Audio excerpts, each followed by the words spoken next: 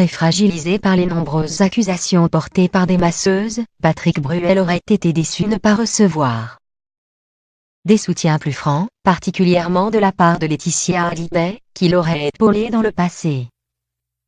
Le magazine Closer consacre un long dossier au chanteur de 60 ans, occasion de rappeler qu'il a une nouvelle fois été visé par une enquête préliminaire ouverte pour harcèlement sexuel et exhibition. Patrick Bruel, actuellement en tournée, est supposé avoir eu un comportement déplacé non seulement à Cannes, mais aussi à Saint-Barth et Porticcio, et lors d'un séjour au Club Med. Ce qui est surprenant, c'est qu'à chaque fois, il s'agit presque du même témoignage. Mais les faits reprochés remontent à plusieurs années. Un première masseuse aurait eu lieu à faire au chanteur en 2008.